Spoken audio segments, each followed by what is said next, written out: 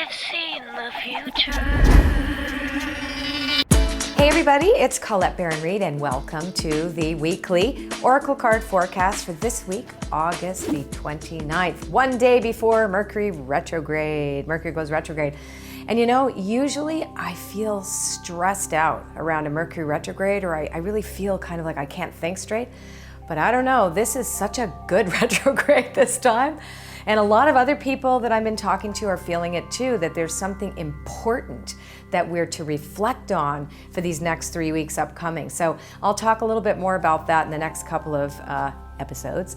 Of course, I always invite you to take a look at Robert Ohato's Mercury retrograde forecast. He has that very long, usually, and drawn out and very packed with information videos. And of course, Deborah Silverman, my two favorite astrologers in the world. Okay, so I decided to use a different deck. A lot of you guys have been asking about my older decks, and I haven't used the Enchanted Map deck in a long time.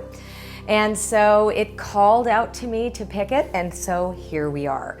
So we have 4 cards, and remember, this is a prescription for how to use the energy when something affects us all, right?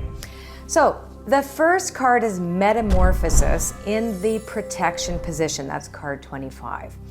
When Metamorphosis is in a challenger position or protection position, it tells us we're kind of stuck in our cocoon.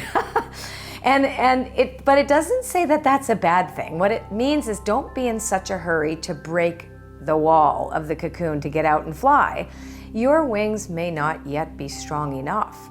And so perhaps we're being invited, and actually we are, during a Mercury retrograde cycle, we are always invited to reflect on what has come before us, etc., and what we're actually experiencing and what we're thinking about and where our service is, and basically how our thoughts are co-creating reality, which I talk a lot about in my book Uncharted. And so this is uncharted waters we're stepping into. We don't know how to fly yet. We really don't know what the world's going to look like for us as we move into this very powerful transformative time that we all feel, we all know it, and we're all feeling a bit anxious about it. So this is saying you're safe in your cocoon and you don't have to feel that anxiety, that if you tune into the collective, because there is a lot of anger that's transformed into hatred, and there are energies out there that can influence you, but this is saying stay within the path that you know is for your highest good, and really focus on the dream of your life as if it was occurring now. The caterpillar dreams in the cocoon. It doesn't think about the stuff it's left behind. Well, maybe it does, but by the time we're really close to flying, we're at that stage where we really want to fly. So remember that has to come first. Where you put your attention is where your energy goes. So consider this as we enter into this week. Now, balancing act. We've been getting a lot of balancing cards lately.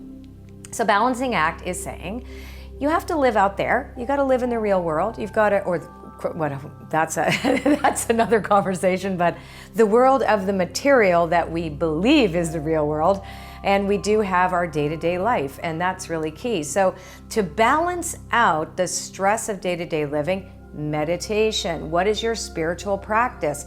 What are you actually doing and putting into action that can help you remain balanced in a chaotic world? So this is the key for balancing act. Now, the next card is Wide Open, and I love that card.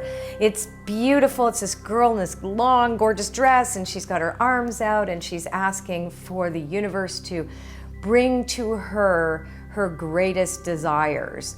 But she's wide open to the form. And so when we are standing in uncharted territory and we don't know what it looks like, and we don't know how to move around the terrain, and we really don't know how to navigate our life, if we are wide open to Spirit's idea of the form in which our highest good should take place, our job is to just set the intention with clarity and with faith. Trust that some form, if it is in the highest good for all and you're service-oriented, some form of that is going to show up for you that is in the greatest good, in the greatest coherence and harmony for all. And so this girl stands there wide open to whatever Spirit has in store for her. So we don't know what's in front of us, but we can discover it. And that's what this is about. So curiosity is the key to wide open. And so great. And the last card is Field of Dreams. If you build it, they will come, just like the movie.